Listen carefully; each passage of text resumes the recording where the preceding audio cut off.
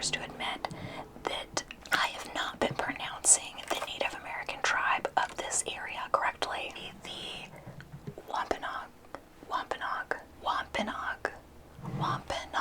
Yes, Wampanoag. I was saying Wampanoag. I was saying all kinds of crazy stuff. I'm sorry. I apologize, and I'm going to just say that right now. It's Wampanoag. Okay, so I apologize. Now let's move forward, and now you know how to say it correctly, and I'm so sorry about the confusion there. I'm going to give you my little recap of his 3-part series, but I also strongly urge you to go and check out that episode, which I'm going to link in the descriptions below, because you know what, here I like to let you know the stuff I'm watching, what I found interesting, and then I give you that so that if you also find it interesting, you can go and check it out yourself, right? It's friends sharing information. Let's get into it. Today we're going to be talking about a video that was posted by a YouTube channel, Exploring with Josh. And if you have not, I mean, you probably have seen his channel. He's got quite a following, but he kind of goes out around the world and explores different places. And over the last few years, it looks like he's started to dabble more in the paranormal side of his explorations. I actually got pulled into this whole entire Bridgewater Triangle thing by seeing his video. I was like, what is that? I haven't heard of it. And that took me into this whole over a month of just reading up on this and watching documentaries and learning more, because how the hell did I not hear about this? Josh goes into the Hockomock Swamp, and he gives a little bit, of course, of the backstory that we all now know, and he meets up with Aaron Kadux, who is one of the creators of that documentary, The Bridgewater Triangle, which is also just great. So, like, who better than to show him where to go than the guy that did the whole entire documentary on this place to begin with, which I'm also going to link that below. It's linked to one of my other videos leading up to this as well. Aaron goes into just some of the information about the Hockomock Swamp, and they start to talk about Puckwudgies, and Josh, our host, actually tells a story about Puckwudgie. Like, he saw Puckwudgies when he was a kid. He said that he saw when, like, he and his friends were small, they used to go into the woods, and there were these floating orbs that would chase him and his friends out of the forest. And when they were little, like, they didn't know what it was. They thought it was creepy and weird, but also, like, kind of fun. And now, as an adult and hearing these stories, he is pretty positive that what they encountered were Puckwudgies. Remember, they can materialize as orbs. Another fact that I found really interesting, Josh claims that back in the day, Puckwudgies used to communicate with humans, but for whatever reason, they no longer do. Like, and it's unknown why they don't communicate with humans anymore. But if you do remember from our last video, when the colonist came in and they started to convert the Native Americans to their Puritan beliefs, what they saw as these, you know, almost pagan-like deities that the Native Americans interacted with and acknowledged, they saw them as these bad things. So they're like, no, that's not this, that's it. Like, everything was bad. Like, oh, that's a demon, that's a demon.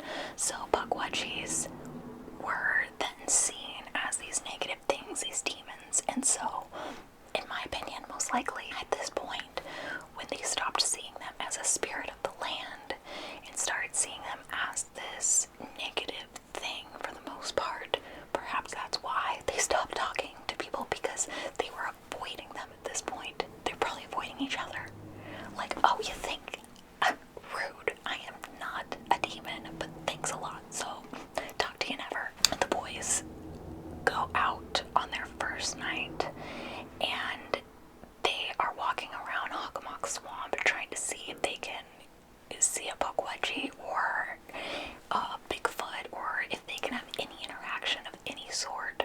As they're walking around in the forest, they do end up hearing voices. There's a point where they think they're hearing footsteps,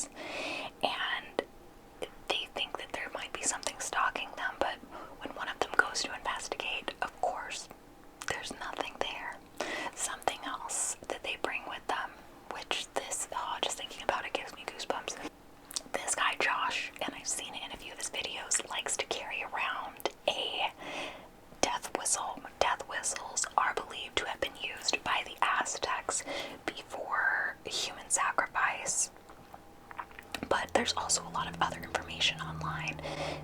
These death whistles were known to have gone back so far in time, like really far back. They've been found.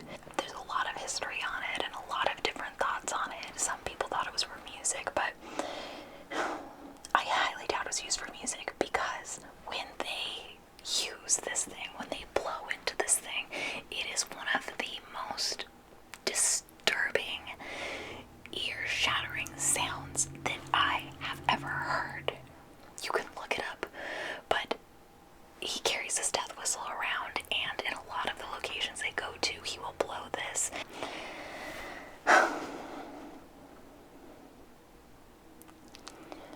So, basically, night number one, they spend a lot of time in the woods. They see some shadows behind trees.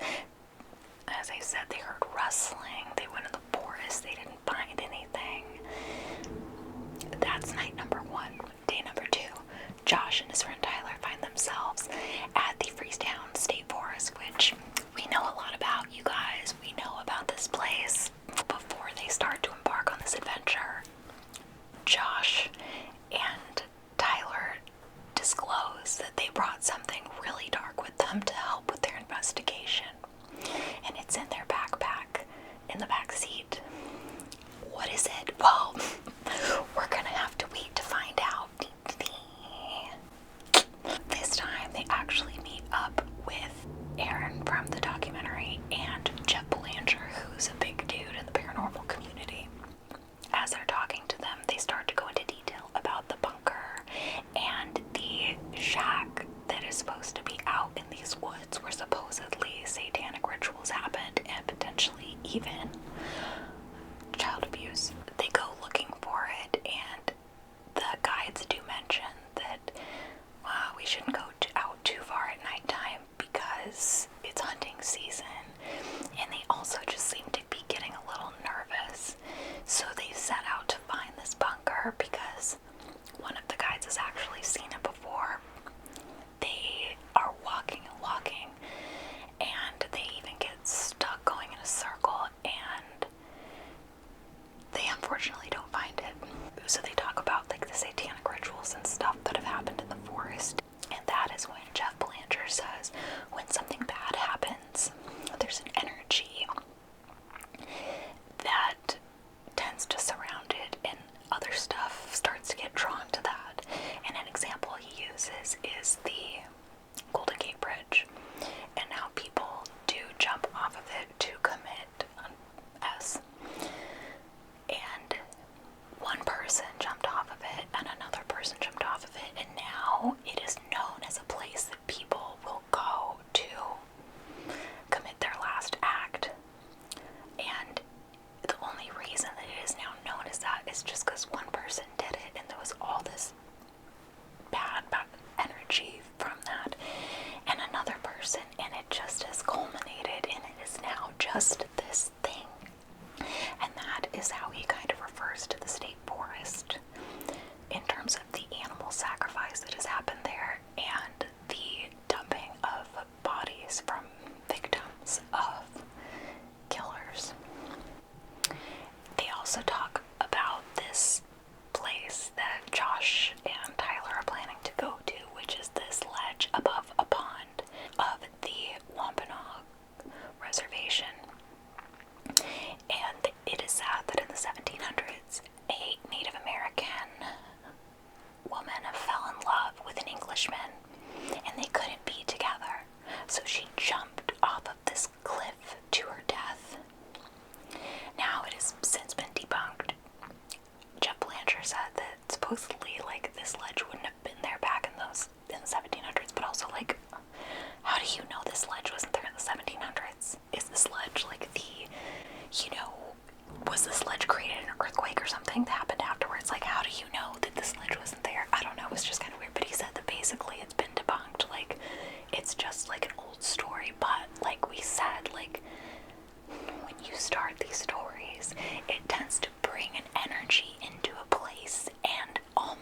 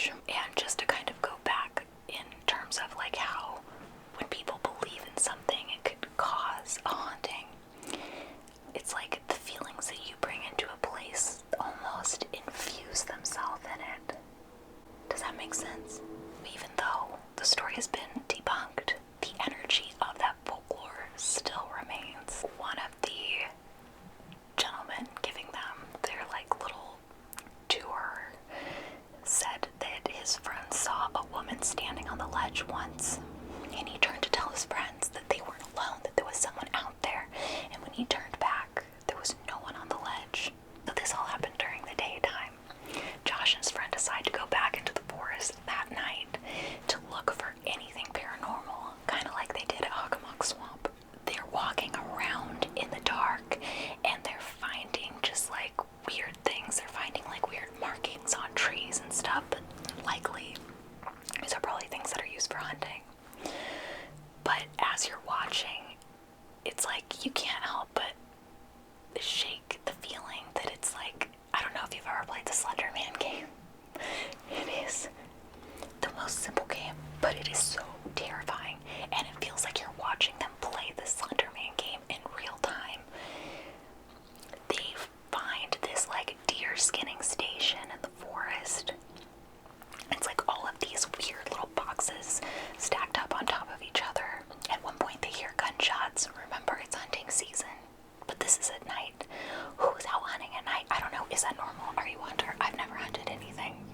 They even come across this weird wall that is built along the forest, this stone-built wall that's broken in the middle, which that made me more curious than anything. Like, what did this wall go to? They're in the middle of the freaking forest. What was here? What was this thing guarding? They're making their way to the ledge. That's where they're going tonight. They're going to the ledge. And it's just the two of them, Josh and Tyler. And as they're getting closer, they hear what sounds like a girl yelling. And like, I rewound it and I almost couldn't hear it. So I kept watching, and then they hear a scream, and I could hear that. And they're like, what? Like, what? There's, like, when they first heard a girl yelling, they thought maybe they heard something that was paranormal. But then they hear screaming, and they're like, we're not alone in these woods. So they start to continue the way they're going, but they're not feeling really good about it, because they're like, I mean, what, we could come up across people, like, what if there's a cult out here right now that's doing something? And then all of a sudden, they hear another voice. From what they can make out, it sounds like there are people in the woods. And there's more screaming. And then they hear someone say, yo. They freak out. And now they're like, what are we gonna do? Like, I don't wanna go. I don't wanna, like, one of them doesn't wanna keep going. The other one wants to go. Like, Josh wants to keep going. Tyler's like, like, we don't have any protection. Like, what if we come across, like, people doing something nefarious? We have no way to defend ourselves. Like, it's not worth it to me. Like, Tyler is freaking out. Like, there's so much stuff that happens in this forest. I don't want to be a victim of some weird cult activity. And then Tyler says, look, Josh, like, this is the part that gets me. It's people. And we have no protection. And then they're both quiet. And then it sounds like something is getting closer.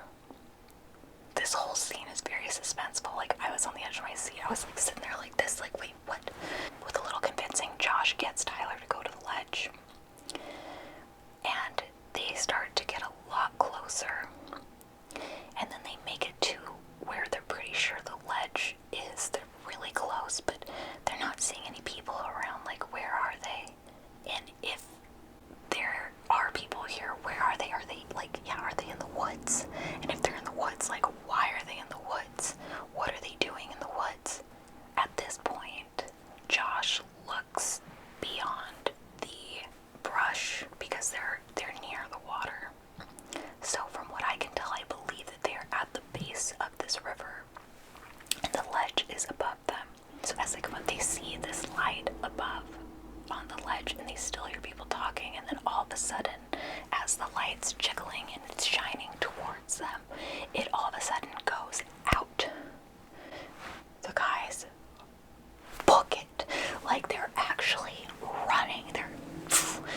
They are going as fast as they can, and they can hear people behind them coming down the ledge. Like, they're coming after them.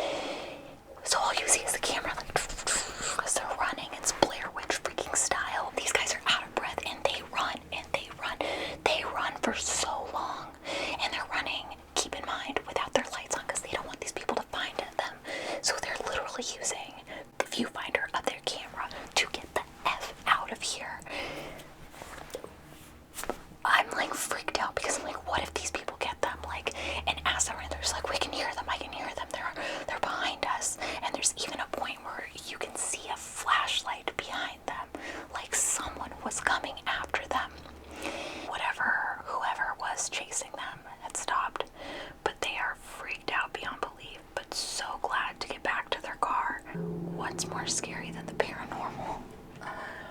Real people. Now we go to day number 3, the final day. Because we still don't know what the weird dark item is that's in that backpack that they brought. We're gonna find out tonight, because tonight they return back to the forest because they are determined to go to that ledge. And you know what? Good on them, because I want to see more of this ledge. He's got 2 other people with him. It's 3 guys total. So we've got Josh, Tyler, and this other guy named Radek. Oh, my stomach is just growling. And Radek is actually a skeptic. So it kind of makes it fun. So the 3 of them go back this time. But this part of the episode starts with another creepy tale from the state forest. They talk to this couple that collects haunted objects, kind of Ed and Lorraine Warren-y, don't you think? This couple has an item that they got from a house that borders the forest.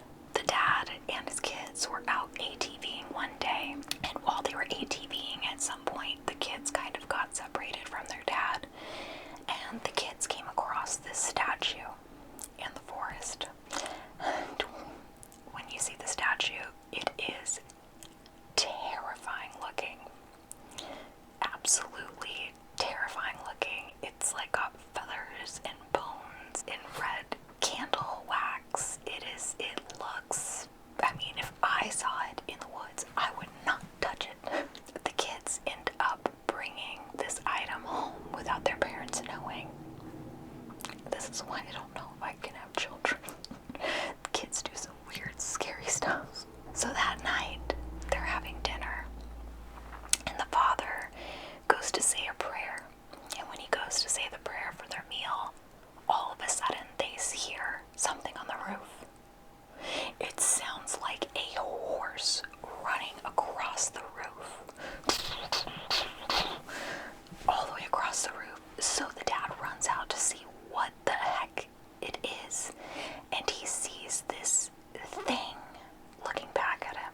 They don't even describe what it looks like. They just said he saw this thing looking back at him. They slammed the door and they started asking the kids questions.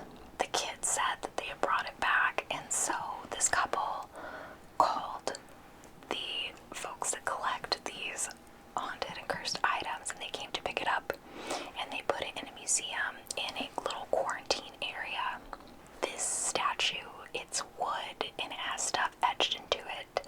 It has animal jawbones on it, feathers, and as I said, red candle wax. These signs that are on this statue are believed to be from Baltic witchcraft.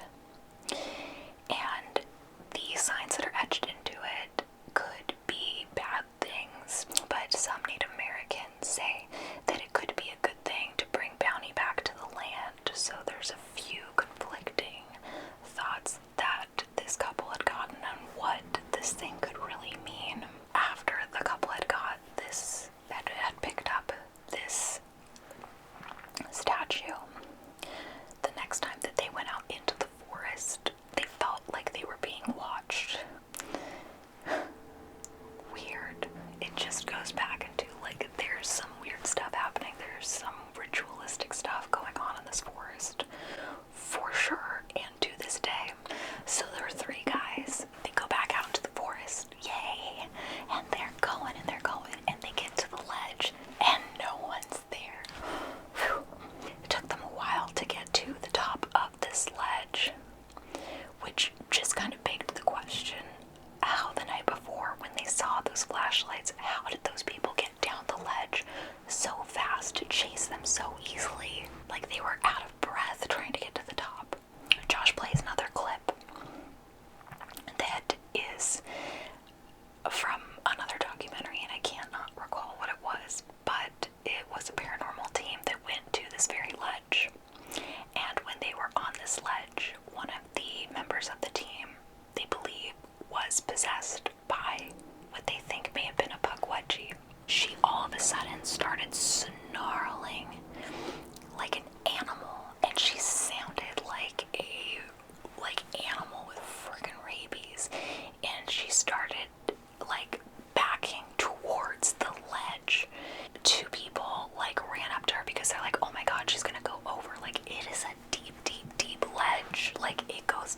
really far, and if she doesn't go off the right way, like she could hit her head on something, she could die. So two people grab her and they pull her down, and she starts screeching like an animal, just. This video footage is unlike anything that I've seen. Like the hissing, the snarling, like there's no way this lady was faking it. Just, you gotta watch it, and I'm curious to see hear your thoughts on it, but it was terrifying. It is believed down, like these Puckwudgies are in these woods, even at this very ledge. Our boy Josh, he gets to this ledge, and what's the first thing he wants to do? He wants to blow the death whistle. Josh, why you do this to me? And again, plays it for everyone to hear. So if you don't want anything being called into your home, maybe you live in an area that was at some point inhabited by Native Americans, like that's the area that we live in. That's another reason why it just made me so uneasy. But he goes and he blows this little death whistle, plays that terrible, terrible, terrible sound. He then proceeds to say, you want to know what was in the bag? What do you want to know? He starts to pull this red thing out of the bag. It's a sweater. It's a sweater. And then he starts to unwrap it and he says, no, it's not a champion sweater. And what is wrapped in the sweater? A human skull. So, rewind. You mean to tell me that the last 3 days you've been running all around this forest with a human skull wrapped in a champion sweater in your backpack, like running away from people that were chasing you with the skull just like in the back of your backpack? Like, what the it's a, okay, also just like on a respectful term, maybe you want to get this skull a case because it was a person at one time. It was a person. But you just wrap them in a fucking champion sweater. And also, human skulls, I would imagine, are not that cheap. Don't you think you want to make sure that it's not chipping or cracking if it hits something, if it gets squeezed too tight? Like, how do you know that you're not going to damage it if it's just wrapped in a freaking champion sweater in your backpack? Right? So he pulls the champion skull out. A champion skull, he pulls this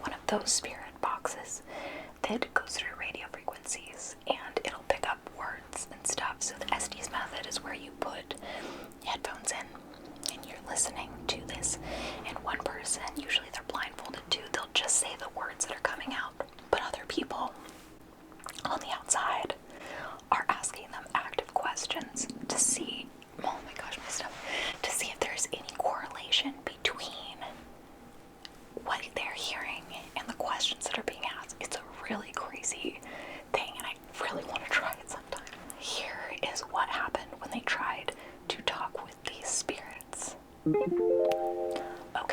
we're going to be using the spirit talker. You can use this to communicate with us. Hear my footsteps. What did it say? Hear my footsteps. Hear my footsteps. Had enough. Had enough. It said had enough. I'm inviting all spirits to communicate with us tonight. Even evil spirits. I brought you a skull. Did you see the skull here? I brought it. I brought it to communicate. Do you feed off of that? Do you want it? Agreed. Orb. Puckwudgies, bro. It said Puckwudgies. That's what we were talking about earlier. They're here. That's good. Wait. Shh. Do you hear that? There's whistling. No, shh. It's coming from that way. We hear you.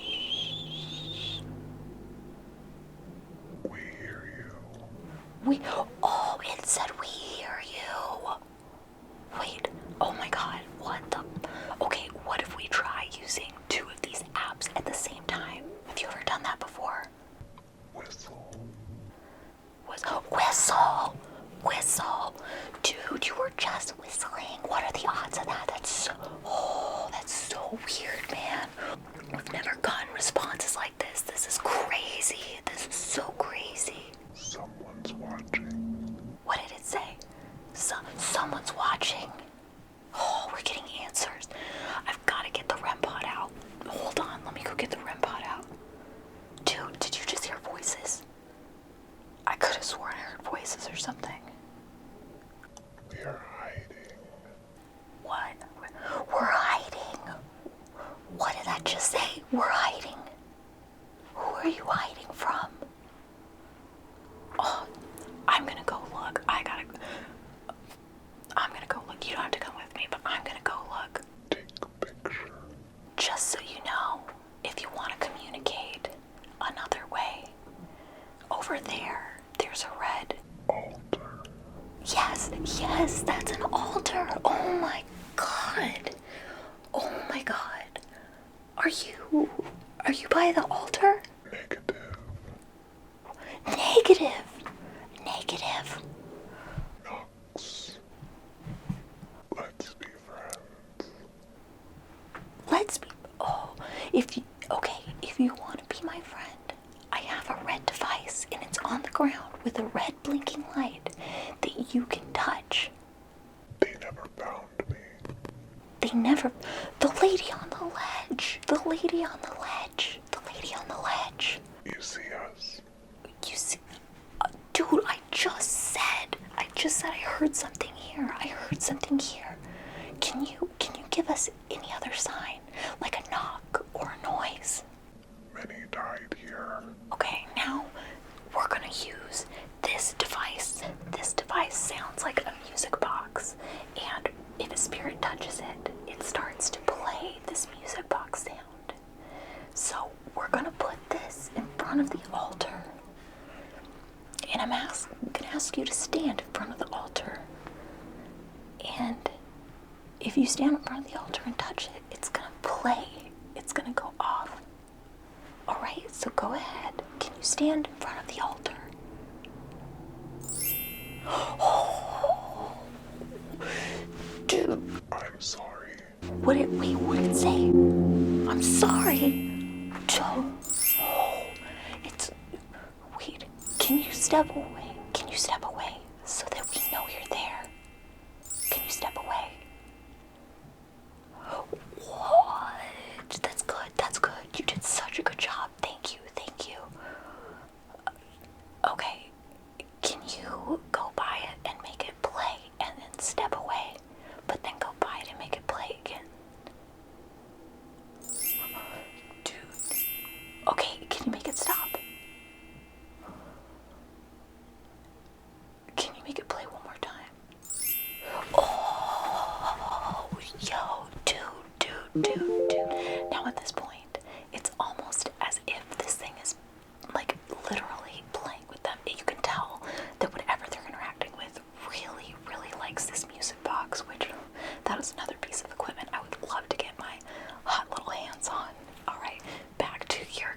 Dude, it's like responding to everything that we're asking.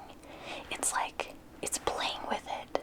It's like it loves it. It doesn't want to stop playing this music box. What the heck? The battery. Battery. Music. Music. It's playing the music box. Don't tell people. Don't tell people what? Hide. Oh, dude, this is freaking me out now. Be fearful. What is it? Be fearful. What? Dude, maybe they're hiding from something. Maybe there's something else out here. Maybe there's something dark out here. You're misinterpreting me. Now we're gonna try using the Estes method.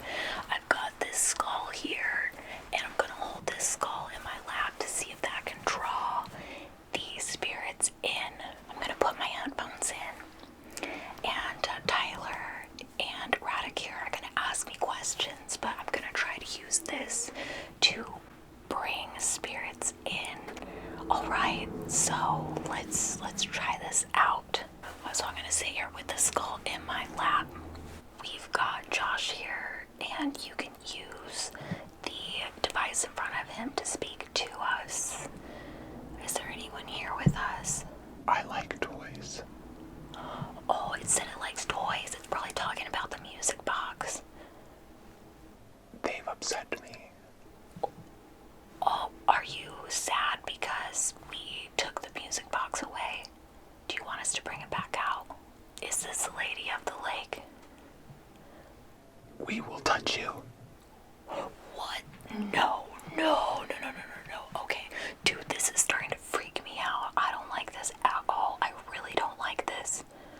Dude, get it together. Is there something about the water? Is it a portal? Is it a portal? Dead. Dead. Would it help you if I was dead? Yup. Dude, no, I don't want to play with this anymore. We gotta get him out. We gotta get out of here. I don't want to do this anymore. Violence. Don't. They're coming. Why? Jump. No. Why? No. What? Is there something that we should be worried about in the woods? Is that what you're trying to tell us? Evil. Back there. Portal. Yeah, portal. Yeah, that's right. It's a portal. This lake is a portal. Are we being watched? Be cautious. Now at this point in the video, you see Josh's hand, his thumb, jerk, as if someone pulled it, and he comes out of the Estes method. He thought one of the guys touched him, but to his surprise, the guys are standing feet away from him. There's no way they could have touched him, and we have this on video, and I have goosebumps just talking about it, because it's like, this evidence, you guys, was so insane, and the stuff these kids do is so nuts. Like, oh my gosh. I would really be interested to see if this guy Josh, if like Zach and Colby, if they have had stuff follow them home. Like, oh my gosh, in my like wildest little weirdo dreams, I would love to interview these people and ask them all of my questions about like, yeah, if these things followed you home, or what do you do to protect yourself? Like, I want to know all this stuff. So, hey, Josh, if you ever happen to watch this, I doubt you will, but if you do and you make it this far, I would love to interview you. I've got so many questions. Wrap it all up. You gotta watch this video. The evidence is gonna be way better than my little rendition that I just did for you right now. But I do hope that you loved my little acting debut. Check it out for yourself. These kids are doing some crazy stuff these days, and I don't have the guts to do it, so it's nice to watch someone else be brave and do this stuff. That is the Bridgewater Triangle. Now, there's so much more on this topic, but this is what I have for you now, and it's for you now to go out, and if it interests you, find more on the